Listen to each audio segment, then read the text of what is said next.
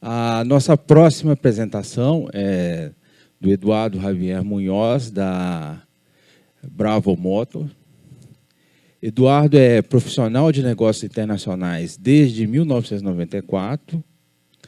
Na Califórnia, desde 2012, trabalha como CEO da Bravo Motor Company no desenvolvimento do futuro da mobilidade e da energia, sendo também chairman no Venture Lab da Universidade de Califórnia em Merced, primeiro campus de zero impacto. No Brasil, desde 2021, o trabalho tem sido de evangelização na descarbonificação e da necessidade de cidades mais inteligentes, assim como o desenvolvimento da primeira fábrica de bateria de lítios e veículos para transporte público e semipúblico da América Latina. Nesses últimos anos, tem sido palestrante em inúmeros eventos internacionais. No Brasil, tem palestrado frequentemente, inclusive em instituições como Fundação Cabral e Dom Elber, sempre debatendo cidades inteligentes, inovação, economia verde e descarbonificação. Hoje, Eduardo vem aqui palestrar no CDTN para falar um pouquinho para a gente dos projetos da Bravo Motor. Muito obrigado, Eduardo. É uma injustiça, né, palestrar o último depois de professor, minerador. Eu inicialmente ia falar de tendências tecnológicas em armazenamento eletroquímico da energia, eu vou passar rapidamente por isso. E eu acho que para fechar esse ciclo vai ser interessante um outro slide que não ia ter, mas vai ter, que é como que a gente chega de tudo que a gente ouviu até agora, a real utilização disso na descarbonização das cidades. Como que a gente aplica e qual é o caminho crítico que nós temos, desde a mineração, aqui com os colegas, até uma cidade na qual a gente pode respirar sem morrer. Certo? Tecnologias dominantes da atualidade, né? Lítio, ferrofosfato, níquel, manganês, cobalto, né? Níquel, manganês e cobalto. Tecnologias emergentes, né? Sódio, nióbio, LMFP. LMFP é a adição de manganês no lítio ferrofosfato para uma melhoria na densidade. Solid state, que isso aí já tem a ver com eletrólitos. E o que a gente procura, que todo mundo procura hoje, e é a grande corrida pelas baterias de próxima geração. Quando a gente fala de baterias de próxima geração, nós estamos entendendo aqui que lítio ferrofosfato, começamos com 140 Wh por quilograma de energia, de densidade energética. Hoje, com as melhorias e com LMFP, nós vamos chegar a alguma coisa aí no 190. NMC é uma tecnologia que veio para substituir, mas rapidamente, pelos problemas ambientais e sociais do cobalto, geopolíticos do níquel, acabou indo na saída.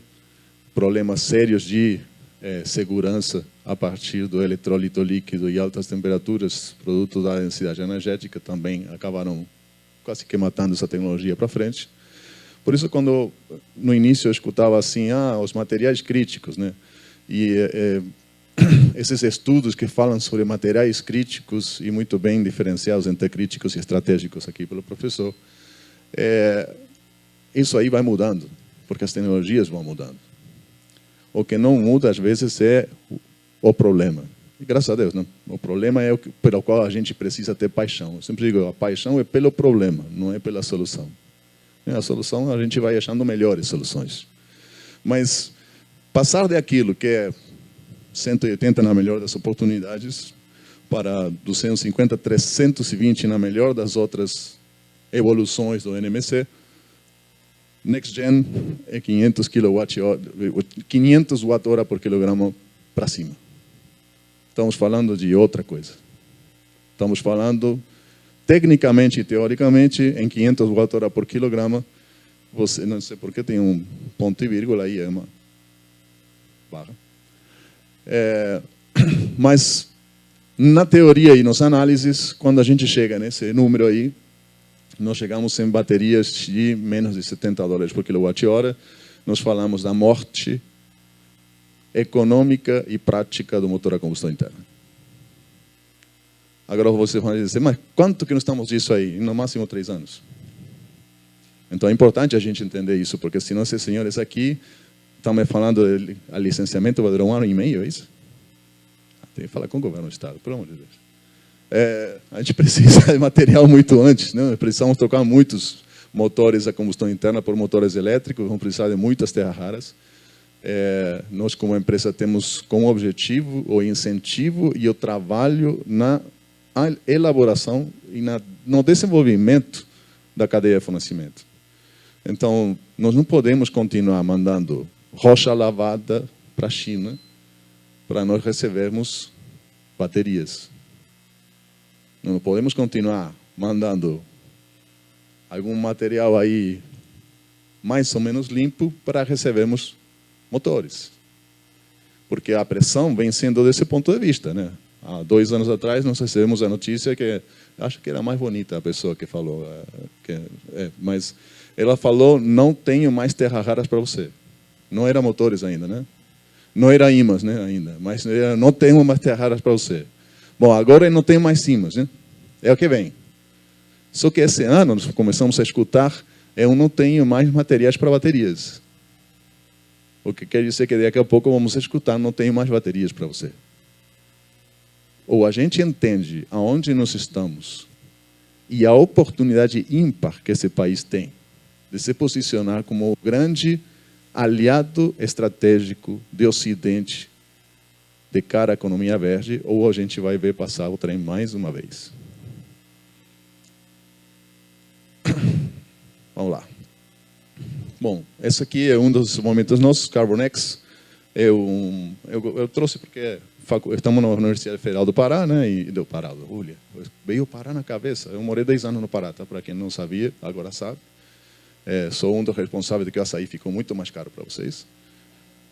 Exportei açaí para os Estados Unidos por 10 anos. Depois, como responsável de um projeto de sustentabilidade florestal, percebi que nós não tínhamos chance de salvar aquela floresta se a gente não mudasse a cabeça das cidades.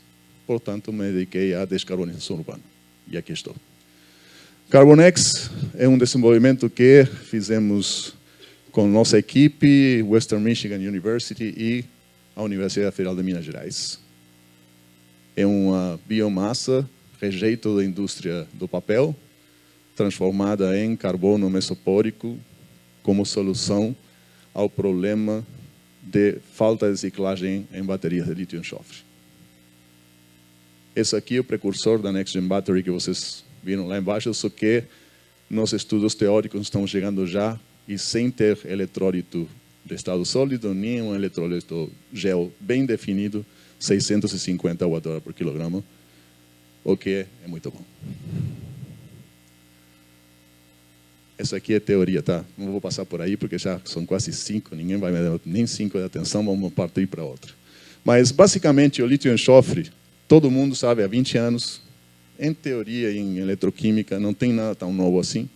Tem coisas que a gente deixou de atacar porque não tínhamos tecnologia suficiente, e tem coisas que têm conseguido se recuperar. Lítio-enxofre tinha um problema sério, você tinha a maior densidade energética para guardar energia em uma bateria, só que se contaminava o eletrólito muito rápido com um processo chamado polysulfide shuttle.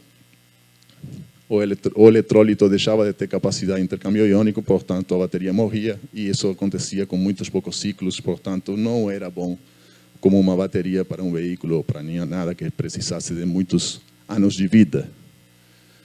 Então, as oportunidades seriam justamente em alta densidade energética, baixo custo, né? São minérios muito acessíveis, abundantes. Só que precisava resolver esse problema. O problema é a partir de uma plataforma de carbono, na qual a gente gera uma série de furos, né? Vamos chamar assim, poros, de capacidade média, muito fundos, nos quais a gente conseguia carregar muito lítio-enxofre lá dentro. Depois, a partir de um processo de blending, evitar que essa polysulfide shuttle contamine o eletrólito.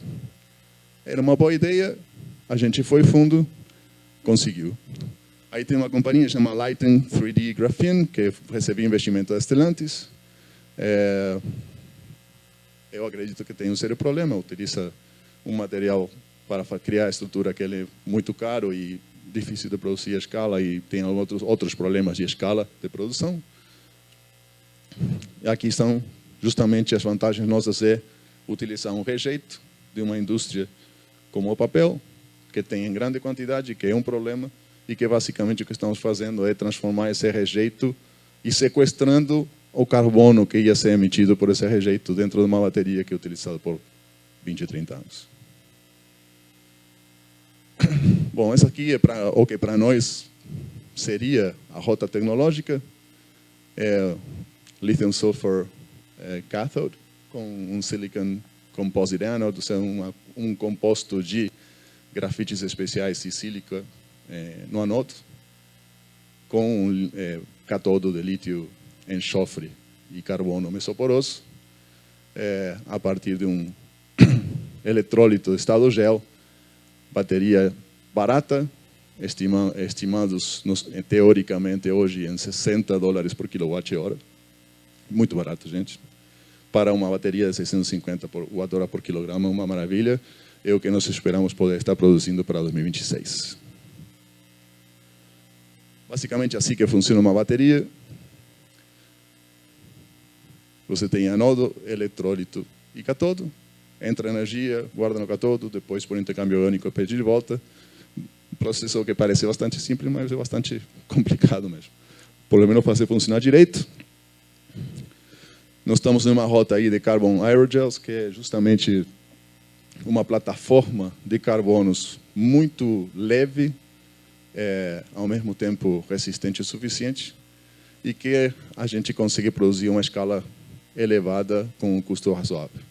Então, essa estrutura que é o que é entendido hoje, o lítio enxofre só funciona se tiver uma estrutura para conter ele, e nós conseguimos uma estrutura que não só é verde, sino que é de baixo custo e de alta performance. Eu queria chegar nisso aqui. Por isso que eu corri tanto com o anterior. Esse aqui é o último slide. E vamos aqui. Baterias. Você vai escutar sobre baterias um monte de coisas. Por exemplo, titulares de imprensa, que geralmente são muito ruins. Não leia o titular, leia a matéria e provavelmente nem leia a matéria, vai buscar na fonte. Bateria é a célula, né? Uma pilha. Essa pilha, você coloca ela em módulos, no nosso caso 166 pilhas por módulo, coloca 6 módulos em um string, uma fileira, uma linha, coloca 6 linhas em um battery pack. Isso é um battery pack. Isso é o sistema de armazenamento de energia que pode ser para um carro, para um caminhão, para um ônibus, ou como coração de armazenamento de energia de um sistema de armazenamento de energia que tem outros componentes, como inversor de frequência, controladores, etc, etc. No Colossus Cluster, não vou ter problema com esse nome, viu? E a gente falou antes, tá? Vai buscar. No Colossus Cluster, que a gente, obviamente, usou a palavra Colossus como identificação ao Colosso, né, do Brasil, nós pretendemos fazer toda essa cadeia aqui. De bateria a battery pack, armazenamento de energia para doméstico, comercial e rede de distribuição, ou grid services, motores. Precisamos de vocês, gente. Temos que conversar.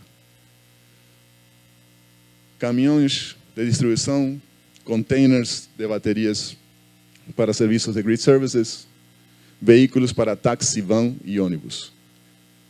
Importante salientar isso. Bravo Motor Company não acredita em um veículo particular. Nós não acreditamos no veículo particular como solução de mobilidade para cidades. Nós não temos mais espaço para colocar mais carros. Não tem como fazer ruas novas. E cada vez somos mais. Portanto, ou a gente muda a forma que a gente se move, ou a gente não tem futuro nas cidades. Nós podemos trocar todos esses veículos que estão aí fora por elétricos, e mesmo assim não ganharemos em produtividade porque vamos estar parados no trânsito. Então, eu sempre falo que a eletrificação é uma tragédia em si mesma. Se a gente for eletrificar o nosso mundo atual, perderemos a chance de utilizar uma tecnologia muito melhor para mudar de fundo a forma que a gente movimenta pessoas, mercadorias, energia e informação. As frotas de veículos elétricos compartilhados, conectados e autônomos que são a peça central da infraestrutura das novas cidades, são o nosso futuro.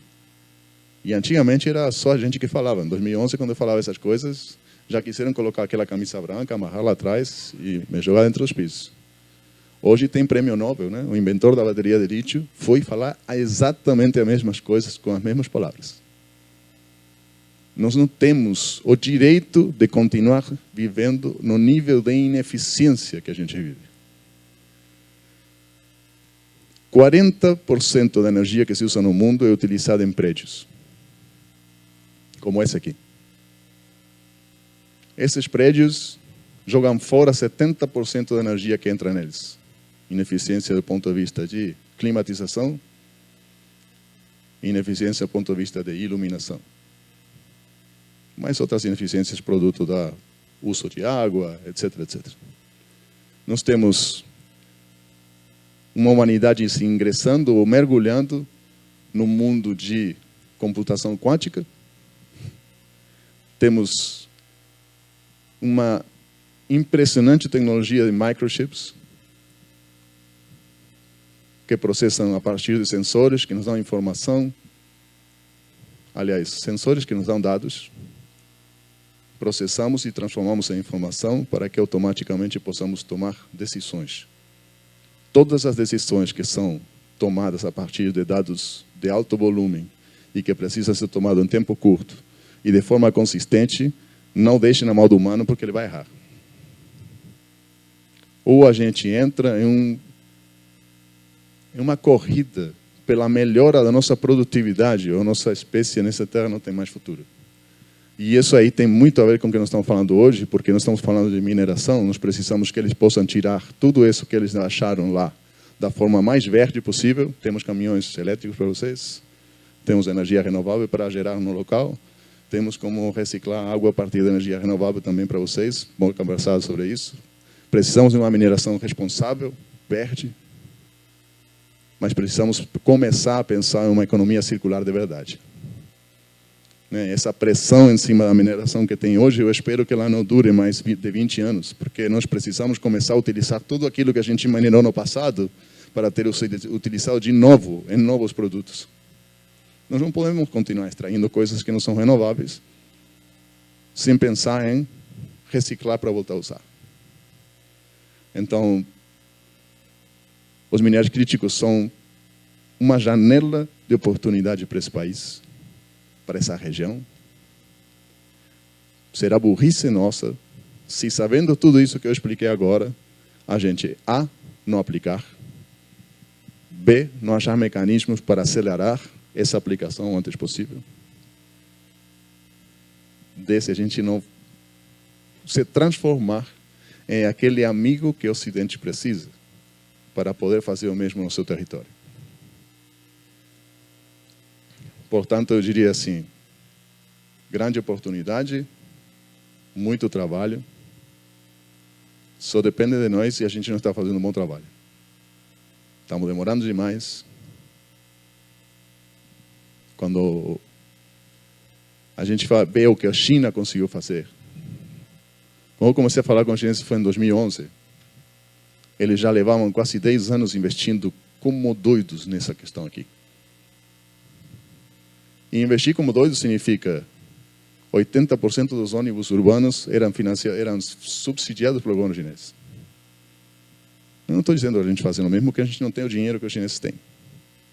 O que eu estou dizendo é, bora decidir entre todos qual é o Brasil que a gente quer e planejar entre nós aqui como que nós chegamos lá da forma mais produtiva e economicamente viável para o Brasil. E não para aqueles que querem produtos do Brasil para chegar para fora para nos vender mais caro depois. Da minha parte, gente, eu acho que isso aí foi suficiente. Foi rápido, conciso e espero que contundente. Obrigado. Excelente.